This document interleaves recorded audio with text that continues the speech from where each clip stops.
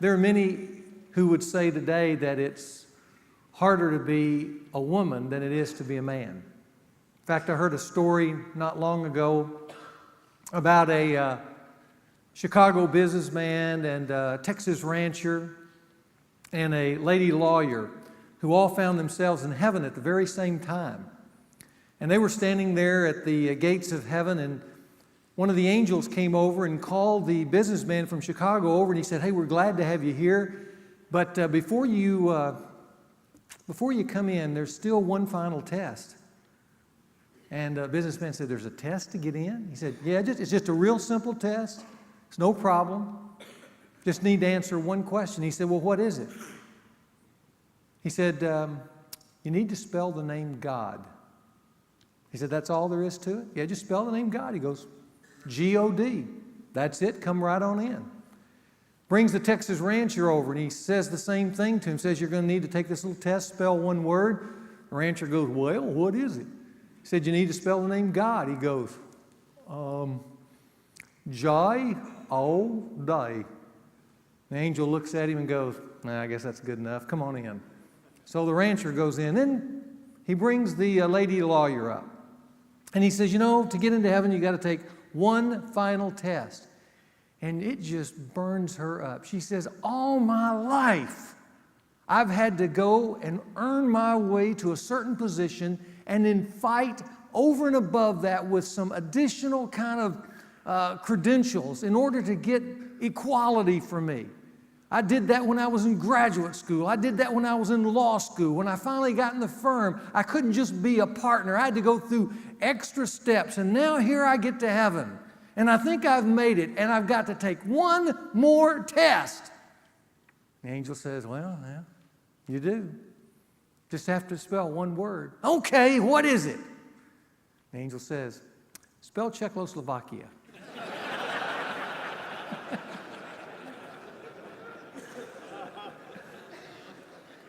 Well, the truth is there are greater challenges than spelling Czechoslovakia for a young girl who's growing up today in the 21st century.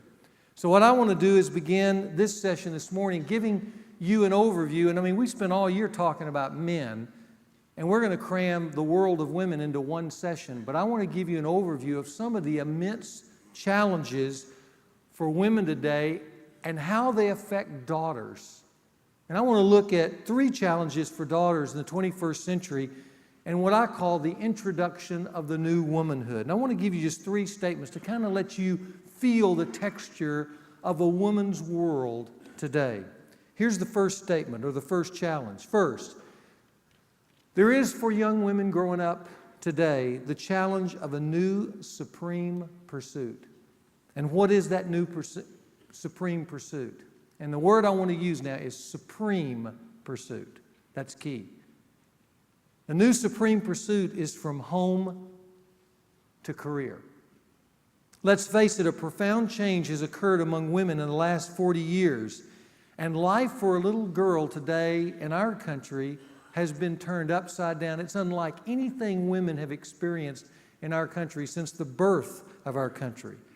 In fact, against a host of what I call more maternal instincts, a young girl growing up today, from the time she enters grade school to the time she finishes the university, she's bombarded with images and slogans and told directly by the heroes that she sees portrayed on the screen or in the classroom or in the workplace about what a woman should be and how a woman should be honored. She's told over and over and over again that a career is everything. It's become the new supreme pursuit. It's the ultimate adventure for a young woman. It's the self-fulfilling goal that every woman should have for herself. Now, that has redefined how a little girl thinks of herself growing up. It redefines how she interacts with young men growing up, what her aspirations and her pursuits and her priorities are, because she's told that all her life. Now, please hear me. Don't jump way down the line and say, well, this guy's talking about women can't work, they need to be in the home, barefoot and pregnant in the kitchen, and all that other extreme rhetoric. I'm not talking about that. I just want you to feel the challenges of a young girl today. Because having those kind of images over her life has changed the way she thinks about herself and the way she thinks about her life. In fact, we even have a holiday now in light of this new supreme pursuit. It's called Take Your Daughter to Work Day. Did you know all that began in the 60s with a book by Betty Friedan? It's a landmark book called The Feminine Mystique. And in the book, she calls homemakers parasites. Not long after that, Germaine Greer, in her best-selling book in 1970, The Female Eunuch, called motherhood a handicap and pregnancy and illness. And all through the 60s, 70s, and 80s, there was this call, not necessarily as extreme as in those books, but a call nonetheless to get out of the home and in to the workplace where you belong, because it should be your supreme pursuit in life. Now, what sounded radical in the 60s and 70s in a milder tone is now the value system of mainstream America. For your daughter, whether you've got a 5-year-old at home or whether you're like me, you've got a 25-year-old in the workplace. It's the new supreme pursuit. I experienced that not long ago, this last fall, when I was watching my son play football in a small Arkansas town. The game was an away game, so we had driven to this small Arkansas community. And that's about as traditional values as you can come in a small Arkansas town. And it was homecoming for this team that we were playing. And I remember during the halftime ceremonies, they brought the homecoming court out and they introduced each of the girls. And as they introduced each of the girls, they talked about the activities that the girl had accomplished in high school, as they oftentimes do. And then with each girl being introduced by her dad, they mentioned the aspiration, the future aspiration of each of these court members. And I found it fascinating as they introduced girl after girl. They said, and Betty aspires to be a doctor, or a veterinarian, or a therapist, or a social worker, or a lawyer. And on it went till the court was finally completely introduced. I thought how odd it would have sounded, how strange it would have been, even there, for them to have introduced a young lady and talked about her activities and then said, and Betty aspires to be a homemaker. The world has changed. There are new realities for a young girl growing up in America today. The supreme pursuit of a career is pressed over her life, and it's going to be a great challenge to how you and I raise daughters and how we raise them to think about themselves and to think about their priorities in light of the new realities that we live in. Secondly is the challenge of what I call the decline of traditional feminine values. You say, what is that? Well, I'll let actress Sharon Stone tell us. She probably says this in a small way, captures it better than anyone, when she says this, and I'm quoting her now. As I see it, the choice today is between being feminine or equal. And I choose equal. That's the new reality for your daughter today. One generation ago, if you asked someone to define feminine, you would have heard words like soft, virtuous, responsive, nurturing. And can I just put a little aside here? And for men in the 21st century, those words still sound good for modern 21st century men. But if you ask to define feminine in the 21st century, you hear the words equal, assertive, sexy, independent. Those are the new feminine values. Young women today are excelling, and in many ways rightfully so, at competing with men. But they're also finding with that competition more and more difficulty in finding intimate relationships with men. And the home itself and homemaking itself is a more and more foreign term. For 200 years in the life of America, if you'd put Titus 2 on the screen, it would have made perfect sense. But I want you to feel how strange Titus sounds right now. Look at the words there. Older women likewise are to be reverent in their behavior, teaching what is good, that they may encourage the young women to love their husbands and love their children, to be sensible, pure, workers at home, kind, that the word of God may not be dishonored. Now that sounds foreign, because look, guys, look at the screen for just a moment. What mothers are teaching that? What dads are emphasizing that? It sounds foreign. And the reason it sounds foreign is because it is, which then leads us to the natural conclusion of the third challenge, because this third challenge is the outgrowth of the first two, and that is there's going to be the challenge of the rise of the absent mom. Despite all the sociological data we have today that says how important, even critical it is, absolutely critical it is for young children to have a mom at home, young moms continue to flood into the workplace, and with the enthusiastic encouragement of their young husbands. And it's so short-sighted. 67% of all mothers today with children under 4, the very years where kids need mom most, 67% of all the mothers in America are back into the workplace. And yet those children are the very ones whose lives are most moldable and most shapeable at those years. And yet mom is gone.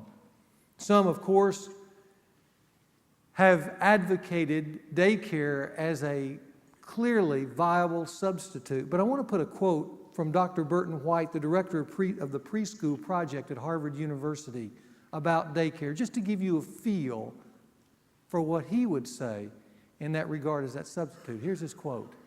After more than 30 years of research on how children develop well, I would not think of putting an infant or toddler of my own into any substitute care program.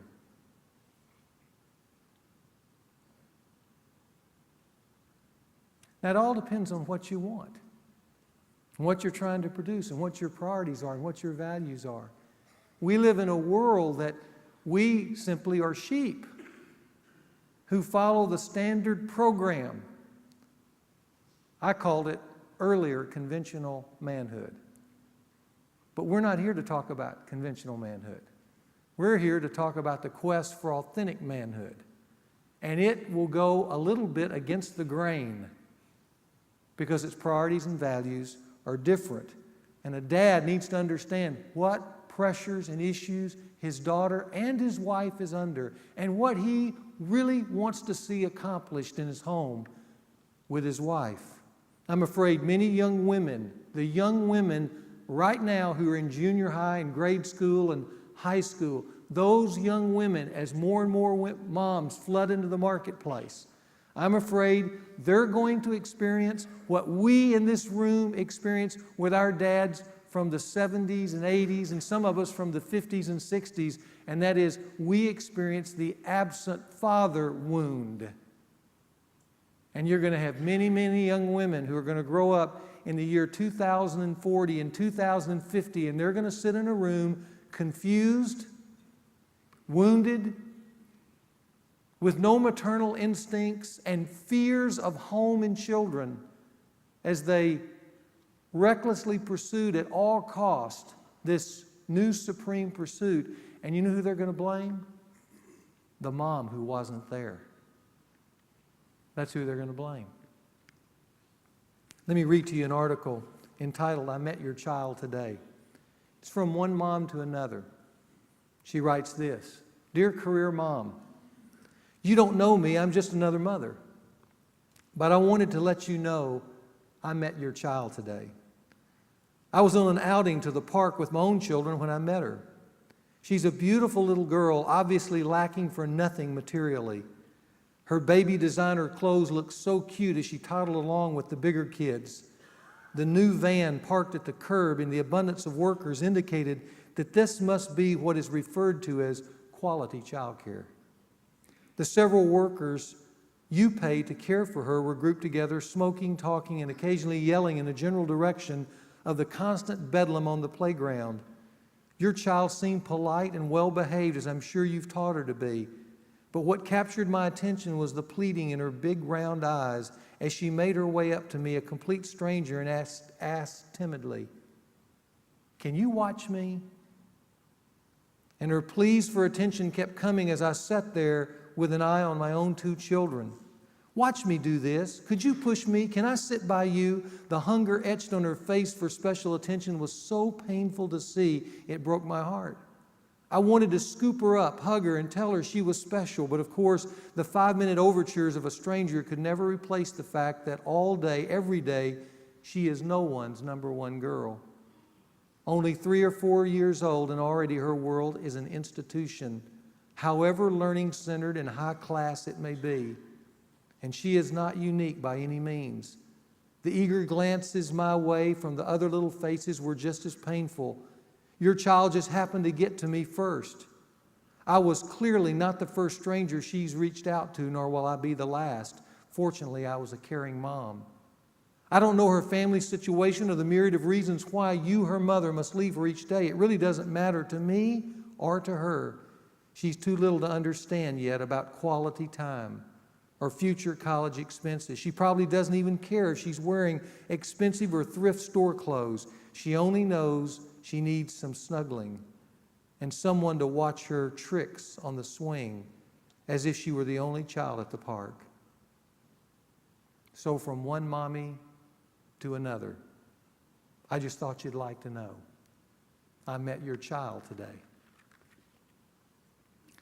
Now, men, I tell you that because you will be an integral part in the decision-making of your home as to how your daughter and your wife and you decides the values of your home as you grow up with these new realities of career first and a different feminine value system and moms who aren't there. That's going to be the challenges. So what can dad do? What about dad? What does dad contribute to their daughters? Let's just talk about that for a moment. You know, according to a major research study, if dad is present in his home, if he's loving his children and his wife, if there's an emotional connection, a warm sense of bondedness between father and daughter, if they're strongly connected, in other words, if he's there, he empowers his daughter in 3 significant ways, according to this research study. Here's the first.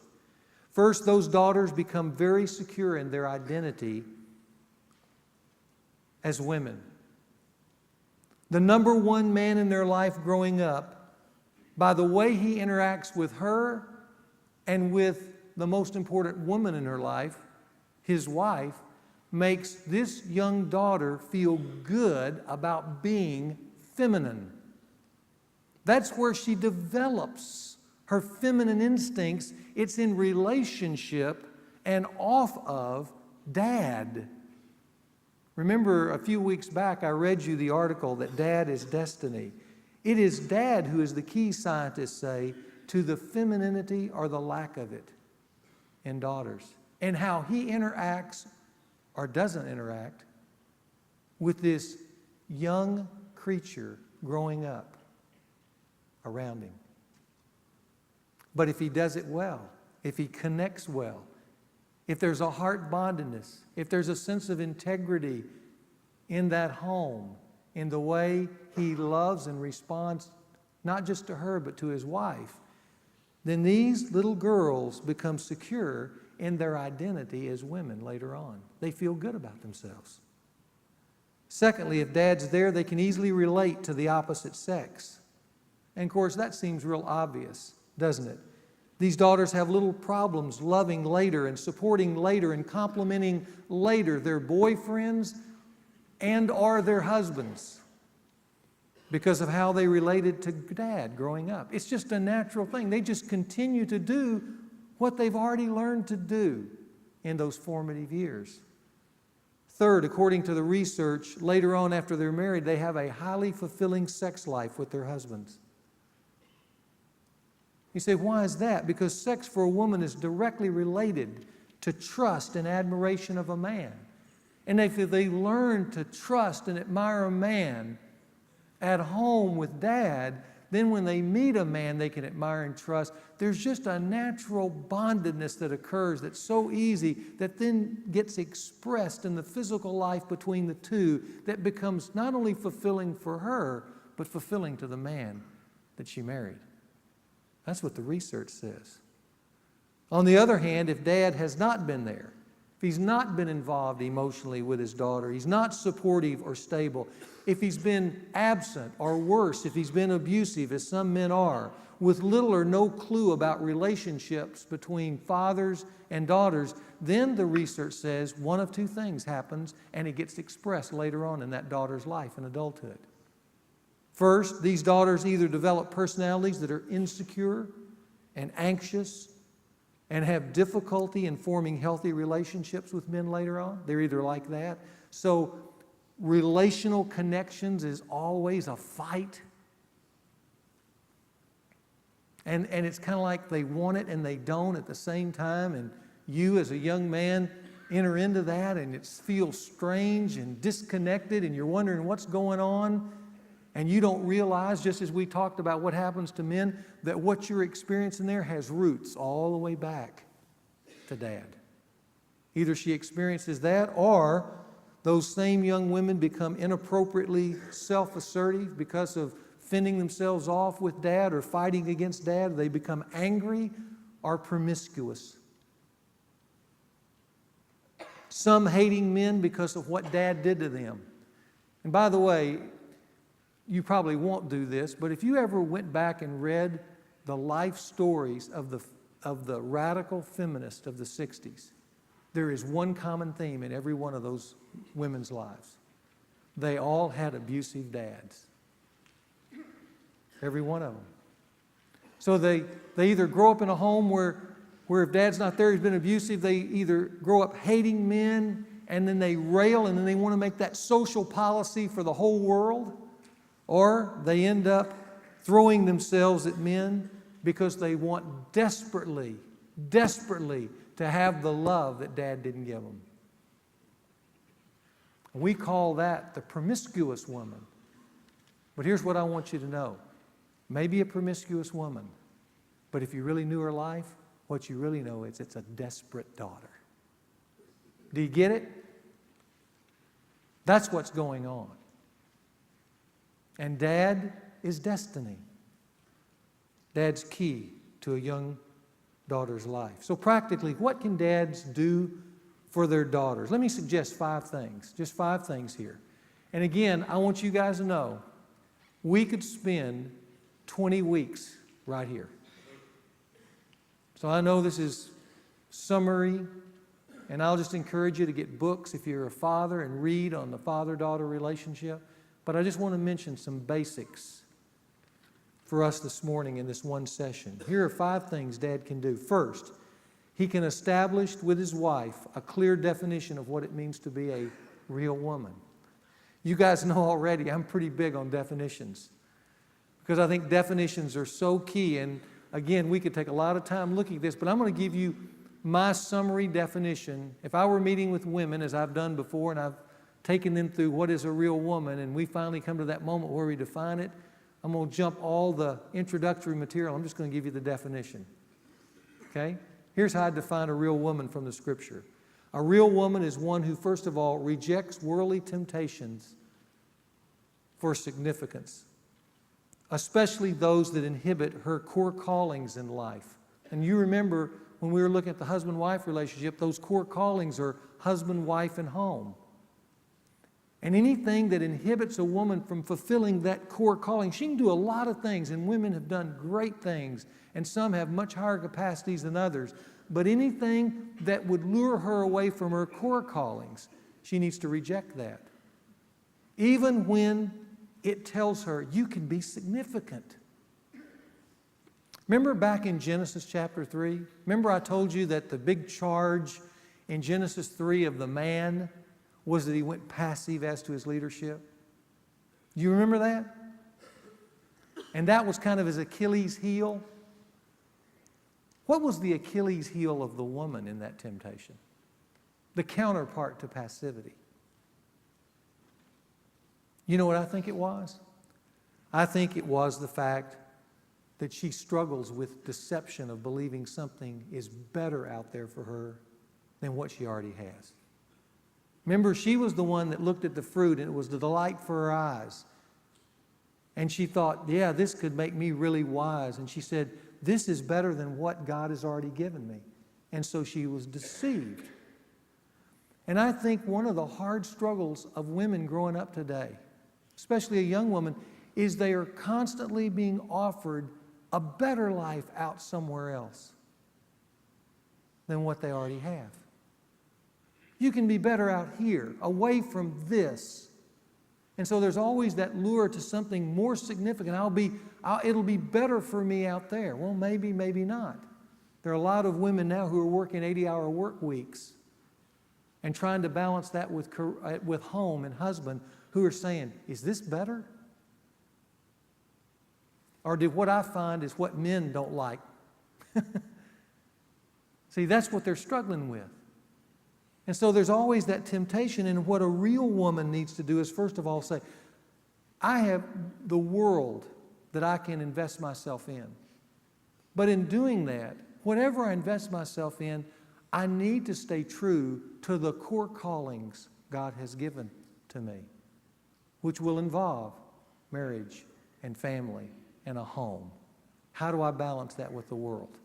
I've got to be careful with all the temptations that come my way that would lure me away from those things and say something else out there is better.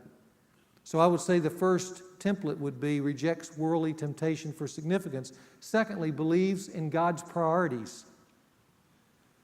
Some of you guys don't remember this because you're too young, but in the 60s, when the women's revolution was starting, you heard this term thrown about a lot called the supermom.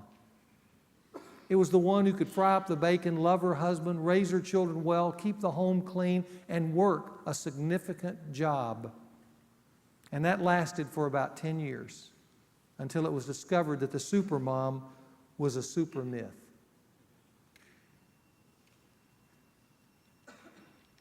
And you know, that's been the issue all throughout the generations. Can I take you back to Titus? I want to show you one little statement in Titus about what the older women are supposed to do. Look under here. Older women teach the younger women, and here's the first thing they're supposed to teach them: to be sensible. Now you can probe that word, but let me just tell you what it's speaking to. What sensible is addressing from an older woman to a younger woman is this: sweetie, you have to make choices because you can't do it all.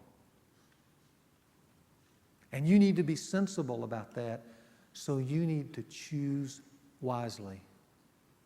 You need to decide what your values are and what your priorities are, because you're not going to be able to do it all. And the question is, well, okay, what do I choose? See?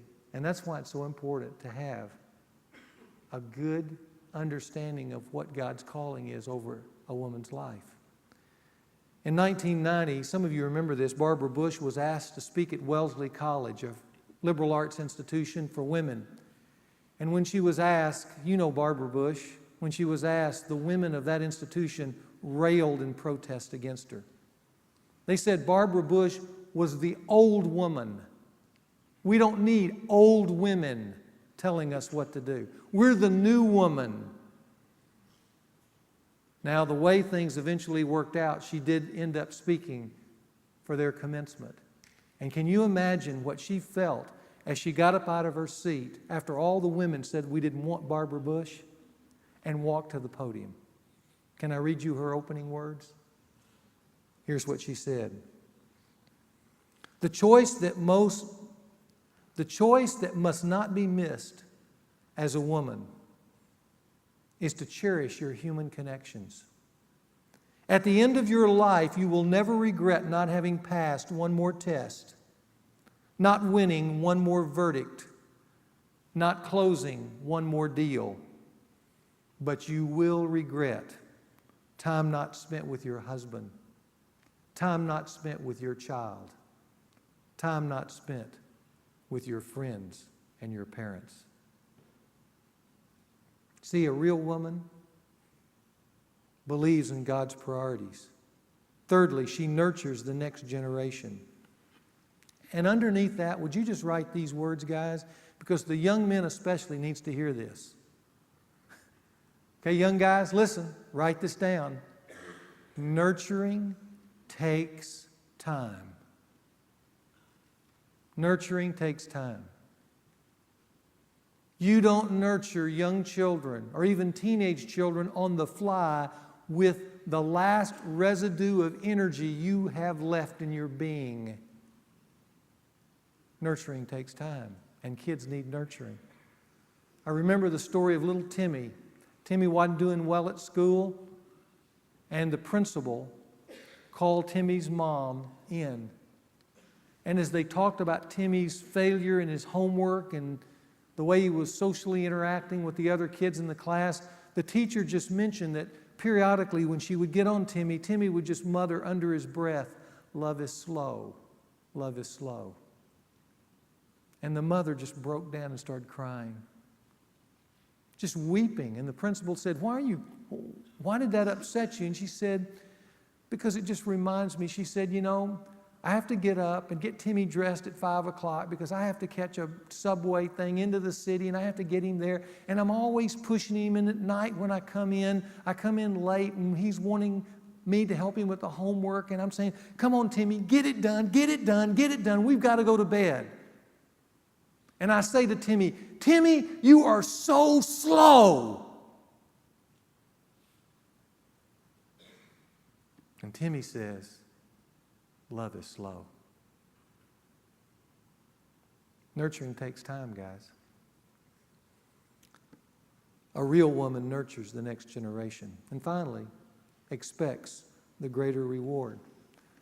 It's back to Barbara Bush. Somewhere at the end of your life, if you've lived it well, you'll look back and say, I have no regrets. And for a woman, I'm just going to tell you, not only having lived with one for 32 years, but raising two, relationships are everything. It's instinctive in a woman. And when those get blotted out under the pressure of the 21st century, they may get what they're told, but they won't like what they get because they haven't embraced the wisdom of the ages. And you, Dad, are critical to understanding what the wisdom of the ages says to a young girl. So, the first thing is to establish this clear definition of what it means to be a real woman. Secondly, I would just encourage you to help mom, if at all possible, and you can just put that in parentheses, if at all possible, stay home with children, especially in their critical formative years. Did you know, guys, look up here for a second, did you know that 75% of everything your child will know, they will know by the time they're 5 years old? Their sense of trust, their sense of identity, their sense of communication and relationship, and in many ways, social scientists tell us even their capacity for intelligence is all established by the time they're 5 years old. We have reams of social data that tells us that. And yet with all that data telling us that, mom and dad are leaving during those very years. And I would encourage the young guys especially. I know this will go against the age a little bit. But if at all possible, you help your wife nurture those children in those formative years by giving her the option of being at home. William Maddox took his daughter to work in Washington in 1994. His daughter Allison was scheduled to meet with two women who call regularly on members of Congress. In the afternoon, they talk with a female accountant, and then a woman who practiced law and now manages a team of writers. But Maddox goes on to say the best part of the day was when they were driving in their car home. And I'm going to read what he says. It's then that I pointed out to my daughter Allison that some of the exciting tasks that she saw carried out by my female colleagues in the workplace are the very tasks my wife performed in that job she held prior to motherhood. She used to meet regularly with congressmen and senators. She used to do writing projects and public speaking. She was a Phi Beta Kappa from her college days. Allison, I said, you must be a very special young girl. Your mother could be using her talents and skills in all sorts of jobs in the workplace, but she has chosen instead to use them at home with you. And that says everything. Help your mom, men. Help that mom stay home in those formative years. Third, a real man will support, honor, and cheer for true feminine values in his wife and daughter. He will honor them. He will reward the fact that they have these values of home and husband and marriage. Those things are lifted up. Those things are not forgotten about in pushing my daughter to be the point guard on the basketball team or president of the student body. Now, I tell you that my daughters were all those things. My daughter was president of the student body, my first daughter at PA. My second daughter is president of the senior class. They can be leaders. They can be strong. They can have all kinds of credentials of work and succeed in the workplace. I'm not putting that down. I'm putting it in perspective. Everybody understand that? But you know, along that line, while they were achieving and doing those things, you know what I saw in my home? I saw my wife in there in the kitchen teaching them how to cook. I saw them enjoying being in the home.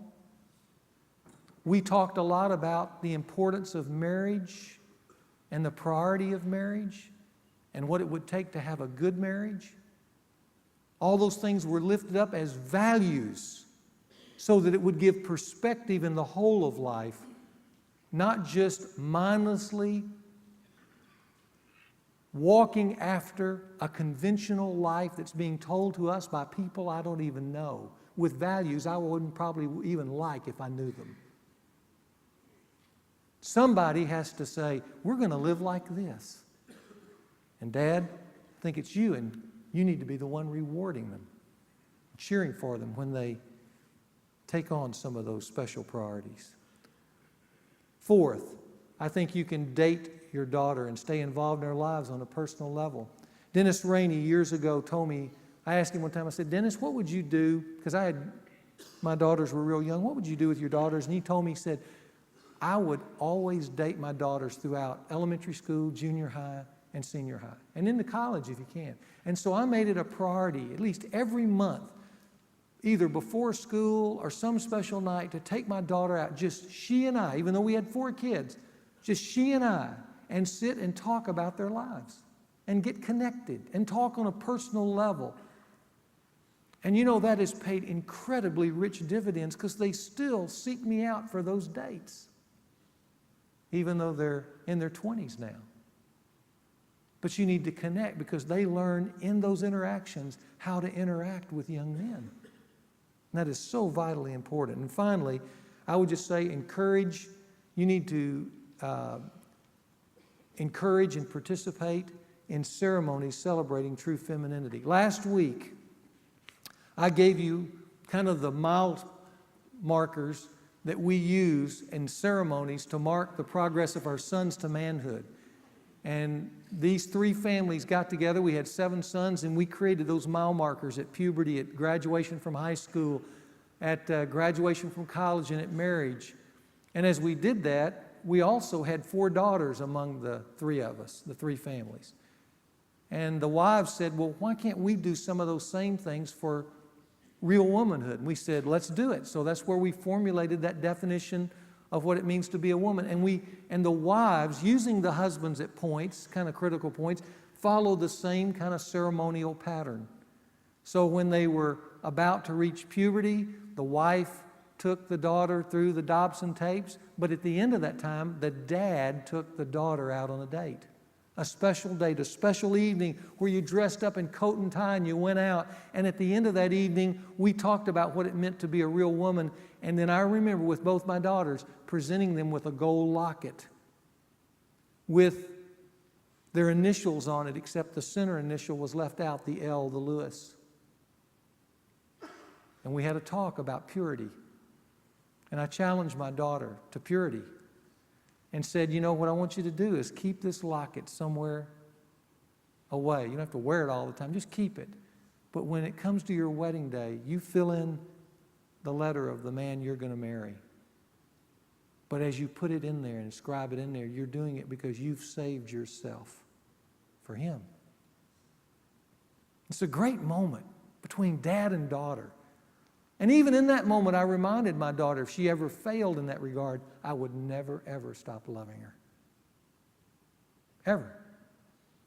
Now, that's a great moment. It's a great mile marker along the way. And when they graduated from high school, all the wives took the daughter out and presented them with a little cross, beautiful cross with the 4 points, and used those 4 points around the definition of womanhood. When they graduated from college, they took that cross and they put a diamond in the middle of it, a small diamond, to represent her entering into the full sunlight of womanhood. And then at marriage, at the rehearsal dinner, the mom will stand up and just simply challenge her daughter to the priorities of womanhood. But all those are just mile markers along the way, and dad can participate in different stations along the way. But in the process, what you're doing in an age that's a modern age that sometimes is a mindless age, you're helping a daughter to formulate a life that she can live so that at the end of it, she will look back and go, I don't have any regrets. And at the core, the root of that life without regrets will stand Dad, the one who initiated that successful journey. So, which is harder today? To be a man or to be a woman? It's a good question, because the challenges for sons and daughters to be a real man and a real woman is immense. But here's what I want you to know with absolute certainty. You, Dad, are critical to the success of both. Dad is destiny to sons and to daughters.